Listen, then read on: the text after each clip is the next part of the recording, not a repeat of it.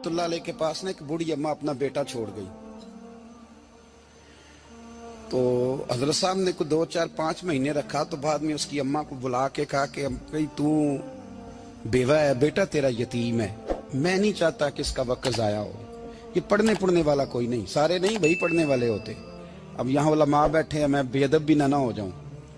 कुछ पूरे 8 साल लगा के भी आ जाते हैं, सनद भी उनके पास होती है। नाराज ना हो जाना, ये तो सब अच्छे लोग हैं। सनद होती है पर पता पुता कोई नहीं होता।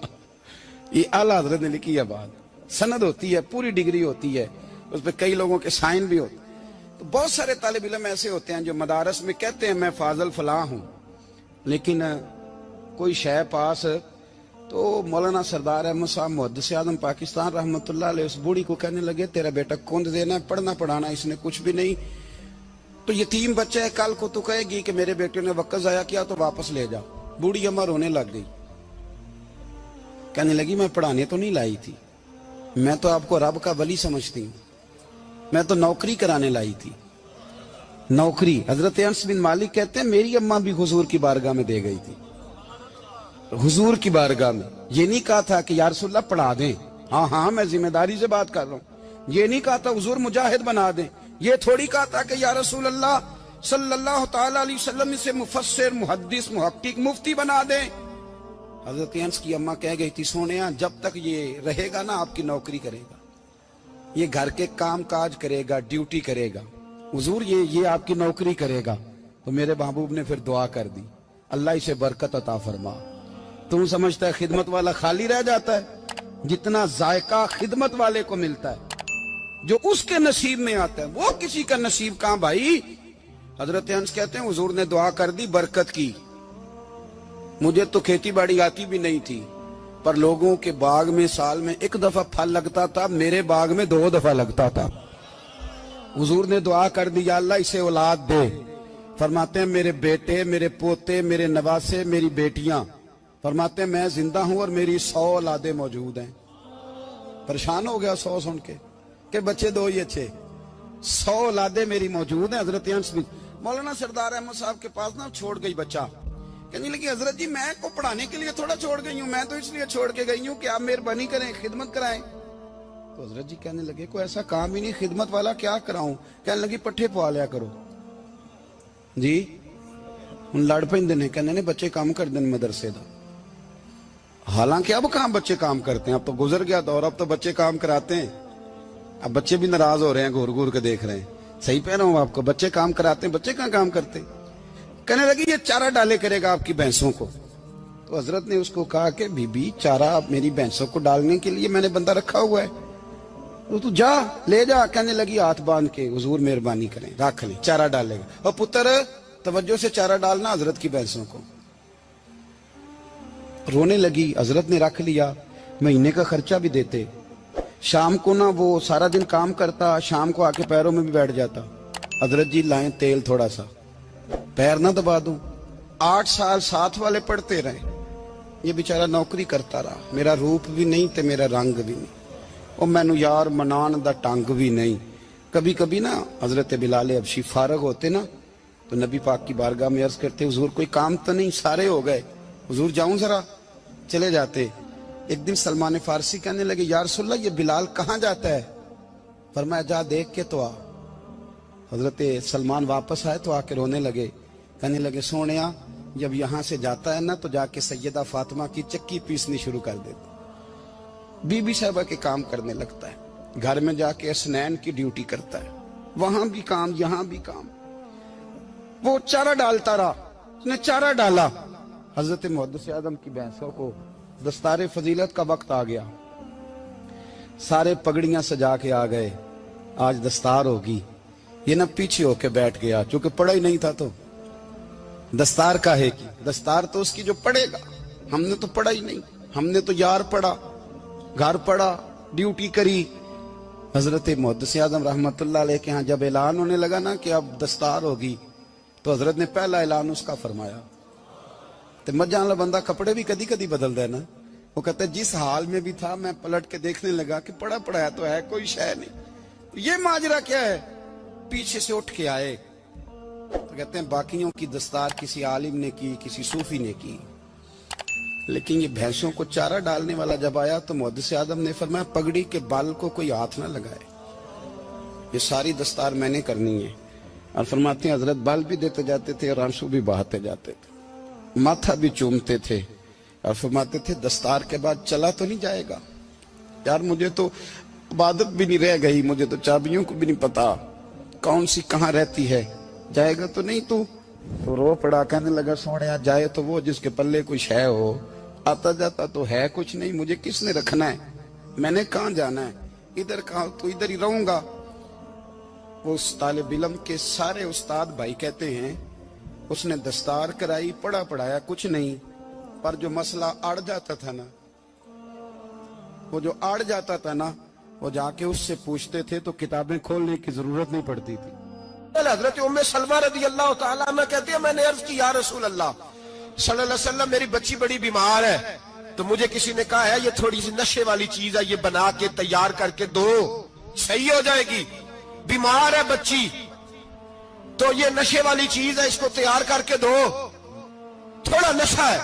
اگرچہ بعض, میں نے شروع میں کہا, بعض لوگ مریض کو, سخت مریض کو ایسی ادویات جو مجبوری بن جائے اس کی گنجائش اور اجازت دیتے ہیں. محتاط علماء تو اس میں بھی بہت ساری چیزیں پہلے بیان کرتے, لیکن اس نے کہا جی میرا نشہ دینا ہے شفا کے لیے.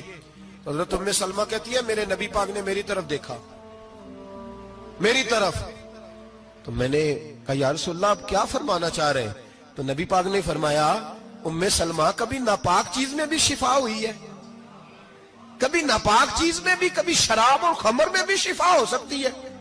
شفا رب کریم نے رکھی ہے پر شہد کے اندر رکھی ہوئی ہے, شفا اللہ نے رکھی ہے قرآن مجید میں رکھی ہوئی ہے, تو اس میں بھی کبھی یہ حضور نے بیان کیا ہے کہ اس کے اندر شفا ہو سکتی, تو امت کتنی دلیری کرتی ہے جو یہ مشورے دیتی ہے کہ اس کے اندر نشہ ہے, شراب ہے, تو کھانسی چلی جائے گی تو فلانی بیماری چلی جائے گی. نہ آؤ ان چیزوں پہ, نہ اپنے ایمان کو خرابی دو, اور نہ ایسی باتیں کرو جس سے کہ ڈائریکٹ رسول اللہ صلی اللہ علیہ وسلم کے واضح ارشادات کی مخالفت ہو. میرے نبی پاک صلی اللہ علیہ وسلم نے فرمایا, اور پھر کچھ لوگ کہتے ہیں تھوڑی پی ہے جی.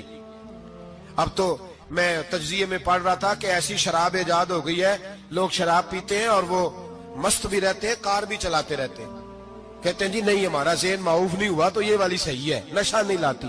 میرے نبی پاک صلی اللہ علیہ وسلم نے فرمایا جس چیز کی تھوڑی مقدار, زیادہ مقدار حرام ہے اس چیز کی تھوڑی مقدار بھی حرام ہے, جس کی زیادہ مقدار حرام ہے اس کی تھوڑی بھی.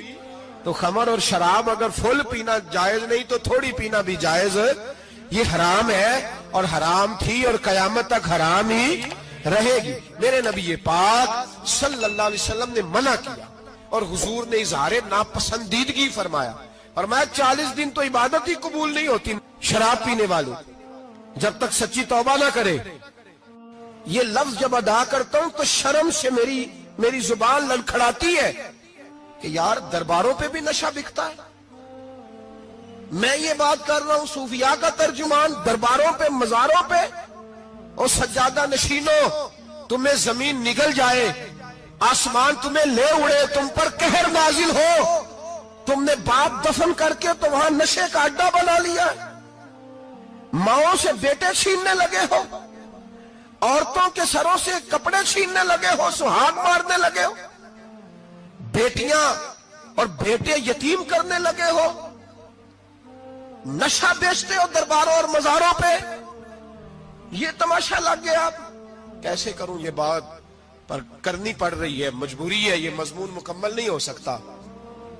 بند کر دیں وہ دربار, ہمیں نہیں چاہیے جن درباروں پہ نشہ بکتا ہے. میں ذمہ داری سے کہہ رہا ہوں, بات ریکارڈ ہو رہی ہے. جوتے کی نوک پہ وہ سجادہ نشین جو امت کو ڈرگز دیتا ہے,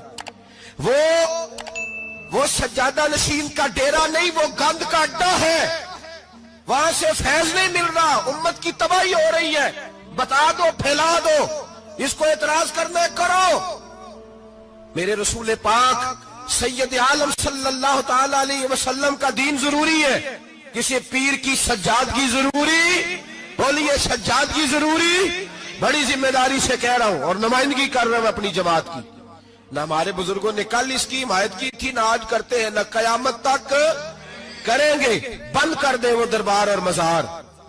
بزرگ دنیا میں یہ کام کرنے آئے تھے، اور ہماری سوچ اتنی گر گئی ہے، اتنے ہم کمزور ہو گئے۔ کہتے ہیں جب اس کو چڑھ جاتی ہے تو پھر بڑی معرفت کی باتیں سناتا ہے۔ تجھے شرم نہیں آئی یہ لفظ کہتے ہوئے؟ اب نشئی تجھے معرفت سکھائے گا؟ اب تو شرابی سے، بھنگی چرسی سے دین سیکھے گا؟ کہتے ہیں اس نے پی ہوئی تھی، چڑھی ہوئی تھی، میں بات کر دی تو میرا کام بن گیا۔ اتنی گندی اور میلی سوچ صاحب ایمان کی ہوتی ہے، تو اب نشیوں سے جا کر دعائیں کرائے گا؟ سن، میرے نبی پاک صلی اللہ علیہ وسلم نے فرمایا جو شراب پی لے، نشہ کر لے، اس کی تو 40 دن تک عبادت رب قبول نہیں فرماتا۔ تو کہتا چڑھی ہوئی تھی تو اس نے دعا کر دی، تجھے شرم ہی نہیں آئی بات کرتے؟ حیا ہی نہیں کیا تو نے جملہ بولتے؟ یہ کوئی تصوف اور طریقت ہے؟ جاؤ اٹھا کے لے جاؤ۔ ایسی کوئی تصوف اور طریقت ہمیں نہیں چاہیے، ہمیں وہ والی طریقت چاہیے جس میں خدا کے قرآن کی بات ہوتی ہے اور محمد مصطفیٰ کے فرمان کی بات ہوتی ہے صلی اللہ علیہ وسلم۔ تو بھائی یاد رکھو، یہ کوئی طریقہ نہیں۔ ایک مزار ہے، مجھے ایک صاحب کہنے لگے آ جائیں یہاں بھی فاتحہ پڑھیں۔ میں نے کہا یہاں کیا ہے؟ کہنے لگے تھے تو بابا جی نشہ وشہ کرتے، پر اب سنا ہے لوگوں کی منتیں بڑی پوری ہوتی ہیں۔ مجھے جذبات بڑے کم آتے ہیں۔ میں نے اس آدمی کو گریبان سے پکڑ لی، میں کہ ادھر ہٹ، وہ تو نشہ کرتا تھا اور تو جاتا تھا، تیری یہ کیسے طاقت ہوئی؟ تو نے مجھے مشورہ دے دیا ہے، تو ہمیں کمزور سمجھتا ہے؟ ہم کمزور ایمان کے لوگ ہیں، اور میں یہاں تجھے کہوں گا نہیں نہیں میں یہاں نہیں جاتا، میں وہاں جاتا ہوں۔ بالکل کوئی لگی لپٹی بات نہیں، کھری بات۔ تصوف وہ، دربار وہ جہاں قرآن پڑھا جائے اور رسول اللہ کی حدیث سکھائی جائے، باقی کوئی مطلب نہیں کسی قسم کا۔ میں داتا صاحب کبھی جاؤں نا جلسہ کرنے کسی کام سے، کسی تقریب میں، تو میں داتا صاحب کے مزار پہ نہیں جاتا۔ میں کہتا ہوں یار یہ یرانہ نہیں کہ بندہ کسی کام آیا تھا تو فاتحہ پڑھ لی، واپس چلو۔ گکھڑ سے سپیشل آئیں گے داتا صاحب کے مزار پہ حاضری دیں گے، اور میرے سنگی گواہ ہیں کہ میں سپیشل ٹائم نکال کے بہت سارے کام چھوڑ کے سپیشل جاتا ہوں، اور میں مراد ماننے نہیں جاتا، میں داتا صاحب کا شکریہ ادا کر دے جاتا ہوں۔ میں ان سے کہتا ہوں حضور آپ کی مہربانی، آپ یہاں آئے تو ہمارے بڑے بھی رسول اللہ کے غلام بن گئے۔ میں تو سلام عقیدت پیش کرنے جاتا ہوں، ہم مزارات پر جانے کے قائل نہیں، بلکہ ہماری تو عقیدت کا درجہ ہی مکمل نہیں ہوتا جب تک ہم مزار پہ سلام نہ کریں۔ پر مزار داتا صاحب کا، مزار خواجہ معین الدین اجمیری کا، مزار غوث اعظم جیلانی کا، مزار محدث اعظم مولانا سردار احمد کا، مزار اولیاء کا، مزار میاں شیر محمد شرک پوری کا، مزار رب کریم کے بندوں کا۔ بھنگیوں چرسیوں کے مزار نہیں ہوتے، اور نام ان مزارات کے قائل ہیں، بالکل قائل نہیں ہم۔ میں تھوڑے دن پہلے لاہور گیا تھا، تو میں کار میں میاں صاحب میاں شیر محمد شرک پوری کا ذکر کر رہا تھا۔ میں اپنے دوستوں سے کہہ رہا تھا یار بہت بڑا بابا ہوا ہے، تو مجھے کہنے لگی کرامت کیا ہے؟ میں نے کرامت یہ ہے کہ ساری زندگی سنت کا درس دیا ہے۔ تو مجھے کہنے لگے آپ کبھی گئے نہیں؟ میں نے کہا میں اسپیشل گیا تھا، اور تھوڑے دنوں کے بعد پروگرام بناؤں گا تو میں ساتھ لے کے جاؤں گا۔ ہم مزارات کے قائل ہیں، حاضریاں دیں گے مزاروں پہ، لیکن بھنگیوں چرسیوں کے مزاروں پر جانے کے قائل ہیں؟ زور سے بولے، یہاں جانے کے قائل ہیں؟ کوئی عقیدہ نہیں ہے ہمارا۔ نشہ بکے گا اب مزاروں پہ، اب یہ تصوف ہوگا وہاں، یہ طریقت ہوگی۔ اور ملت پر رحم کھاؤ خدا را۔ اگر تمہارے قومی ادارے کہتے ہیں رپورٹ کرنے والے کہ 70 لاکھ پاکستانی نشہ کرتا ہے، تو کیا تمہیں یہ نہیں پتا کہ نشہ بیچتا کون ہے؟ کیا تمہیں یہ نہیں پتا کہ ڈرگز کا کاروبار کون کرتا ہے؟ اگر تمہیں یہ پتا ہے تو کیا یہ خبر نہیں تمہیں کہ ان رگوں پر یہ خون اتارتا کون ہے؟ میں اپنے بزرگوں سے معذرت کے ساتھ، نشے کا آغاز، ناراض تو نہیں ہو جائیں گے بزرگ، نوجوانوں کو میں لتاڑ لیتا ہوں لیکن بزرگوں کی عزت کرنا سنت ہے، تو میں بزرگوں سے معذرت کے ساتھ یہ یوں سمجھ لیے خوگرے حمد سے تھوڑا سا گلا بھی سن لے۔ نشہ سگریٹ سے شروع ہوتا ہے، سگریٹ سے۔ میں تمباکو کو حرام نہیں کہتا، یہ فتویٰ نہیں دے رہا۔ تمباکو کا حکم وہی ہے جو مولی کا ہے، جو کچے پیاز اور لہسن کا ہے، کہ آپ جب کھا لیتے ہیں تو منہ سے بدبو آتی ہے، تو آپ مسجد میں آئیں تو آنے سے پہلے مسواک کریں، منہ صاف کریں، پھر آپ آ جائیں۔ تو جائز ہے، مکروہ ہے لیکن حرام۔ لیکن تمباکو سے آگے جب حالات بڑھتے ہیں، تجزیہ نگاروں نے لکھا ہے کہ ہمارے پنجاب کے کچھ علاقوں میں اب سگریٹ سے نکال کے نا، پہلے بھی بھرتے تھے لوگ اس میں بڑا کچھ، اب پتہ ہے کہ نیا نشہ ایجاد کیا ہے، اب اس کے اندر چرس بھی بھرتے ہیں اور چھپکلی کو مار کے سکھا کے خشک کر کے اس کو پیس کے وہ ساتھ نشے کے ملاتے ہیں، اور اس کا حال یہ ہوتا ہے کہ آدمی کو زیادہ نشہ ہوتا ہے، اور کہتے ہیں وہ اتنا گند ہے کہ وہ آدمی کسی کو دانت بھی لگائے گا تو وہ بندہ بھی بیمار ہو جائے گا۔ کیا یہاں لوگ اسپرٹ نہیں پیتے آپ کے ملک میں؟ اور ہم کبھی سڑک پہ جاتے ہیں تو نشئی کو دیکھ کے مذاق کرتے ہیں، دیکھنا میں ہارن لگاؤں گا تو گاڑی کے ہارن سے گر جائے گا، لیکن تجھے پتا نہیں کہ یہ کسی ماں کا بیٹا ہے، پتا نہیں کسی بیوی کا شوہر ہے۔ ایک ہمارے دوست ہیں، بزرگ ہیں، ان کا داماد فوت ہو گیا، نشہ کرتا تھا، تو میں تعزیت کرنے ان کے گھر پہنچا تو کھڑے ہو گئے ہاتھ باندھ کے، کہنے لگے حضرت صاحب باقی ساریاں گلاں چھڑ دیو، صرف نشے تے تقریر کریا کرو۔ وہ جب جیتا تھا تو تب بھی اس کے بچے یتیم ہی تھے، یتیم ہی تھے۔ میری بیٹی جب میرے گھر آتی تھی اور میں اپنے پوتوں کے اتنے کپڑے اسے پہننے کو دیتا تھا تو میرا کلیجہ پھٹتا تھا، اور میری بیٹی اس کی زندگی میں بھی بیوہ کی زندگی گزار رہی تھی، وہ میری بہوؤں کے اترے ہوئے کپڑے پہنتی تھی، کوئی دعا کرو، کوئی جلسے کرو، یہ لت ختم ہو جائے۔ اور کہنے لگا اب میرے وہ چلا تو گیا ہے، دادا دادی اس کے پہلے کوئی نہیں، چچا ہے کوئی نہیں، جب تک تو میں زندہ ہوں ان نواسوں کو کوئی روٹی کا لقمہ، کوئی کپڑا مل جائے گا، لیکن سوچتا ہوں میں بوڑھا ہوں، مر گیا تو ان کو کوئی پوچھے گا بھی نہیں، کون ان کی خبر۔ اتنا ظلم اس قوم سے، اتنی زیادتی، اور آرام سے لکھ کر لوگ گزر گئے کہ یہ 70 لاکھ ہے، ان کا درد تو سمجھو، تکلیف تو سمجھو۔ 7 فٹ کا سونا جوان اور نشے کا عادی ہے تو کسی نالی میں پڑا ہوا ہے۔ اور میں نے کہا اس قوم کے ساتھ اس سے بڑا بھیانک مذاق کیا ہوگا؟ کوئی دانشور تھا بڑا ظالم، اس ظالم سے کوئی مشورہ لینے آیا، اس نے آ کے کہا تو بڑا ظالم ہے، بڑے کڑوے مشورے دیتا ہے، میرا ایک دشمن ہے، میں اس سے بدلہ لینا چاہتا ہوں، میرا دل کرتا ہے اس کا بچہ قتل کر دوں تاکہ وہ تڑپے۔ تو ظالم نے کہا اسے قتل نہ کر، وہ تو اس کا باپ 2-4 مہینے رو کے چپ کر جائے گا، پھر میں سخت سزا دینا چاہتا ہوں، مشورہ دے۔ تو اس نے کہا اس کے بچے کو نشے پہ لگا دے، جس کا بچہ نشہ کرے گا وہ باپ روز مرے گا، روز جیے گا، وہ ماں روز مرے جیے گی، نشے پہ لگا دے۔ اس قوم کے ساتھ سب سے بڑا ظلم یہ ہوا کہ ملت کا جوان نشے پہ لگ گیا، ڈرگز پہ لگ گیا، اتنے تباہ حالات ہوئے کہ جوان چڑھتی جوانیاں، اماں نے کتاب دے کے بھیجا تھا، اور کالج سے واپس آئے تو نشے کے ٹیکے ہاتھوں میں پکڑے ہوئے، ٹیکے۔